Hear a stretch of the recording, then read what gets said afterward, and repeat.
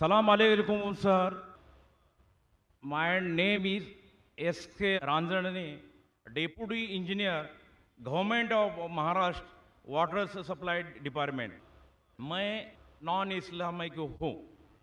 मेरे questions are why the religions are created in the world, why the number of religions in the world. इसमें एक sentence लिखा है peace TV के नीचे, peace the solution for humanity. मेरा इसमें राय है कि पीस के लिए नॉलेज और विजडम चाहिए. Thanks sir. Brothers asked the question that why are there so many religions is the first question. And after that he made a comment that peace, the solution for humanity, the tagline of Peace TV. For peace you require knowledge and wisdom. And I do agree with you. As far as the first part of his question is concerned, that why are there so many religions? If you realize that Almighty God, our Creator Allah subhanahu wa ta'ala, has sent only one religion. Allah says in the Quran, in Surah Al-Imran, chapter number 3, verse number 19, Inna Dina Indallahi al-Islam. The only religion, the only way of life acceptable in the sight of God is submitting our will to God. The Almighty God only sent on one religion. And all the messengers that came, right from Adam, Abraham, Moses, Jesus, Muhammad, peace be upon them all of them taught nothing but submitting your will to Almighty God. Now in Arabic, when a person submits his will to Almighty God, he is called as a Muslim. And the religion of Islam comes from the root word salam, which means peace. It's also derived from the Arabic word silm, which means to submit your will to Almighty God. So Islam in short means peace acquired by submitting your will to Almighty God. So Almighty God, our Creator, got only one religion. But by the passage of time, the scriptures kept on getting changed.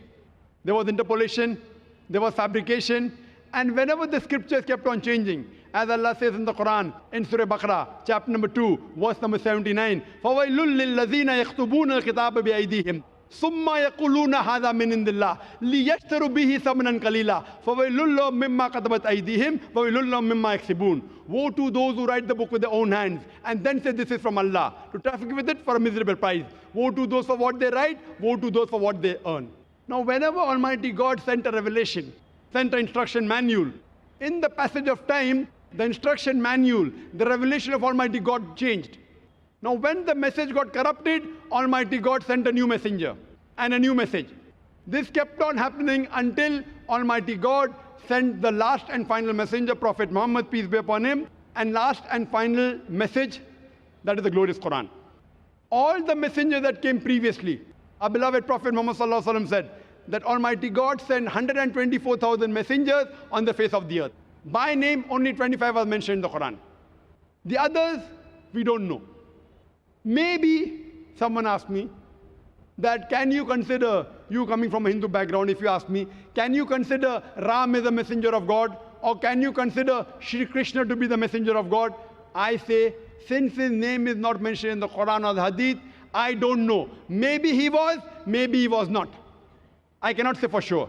But the point to be noted, all the messengers that came before Prophet Muhammad, peace be upon him, they were only sent for those people at that time. So even if Ram was a messenger of God, even if Krishna was a messenger of God, he was sent for those people at that time. Today, all the human beings, irrespective whether they live in India, or in America, or Saudi Arabia, or Canada, or UK, any part of the world, they should follow the last and final messenger, Prophet Muhammad sallallahu alaihi wasallam, and last and final message, that is the glorious Quran.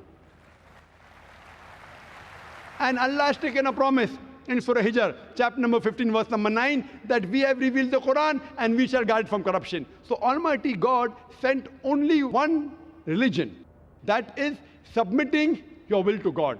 Islam means peace acquired by submitting our will to God. And you said peace can be acquired by knowledge and wisdom. Yes, knowledge from whom? The best is who?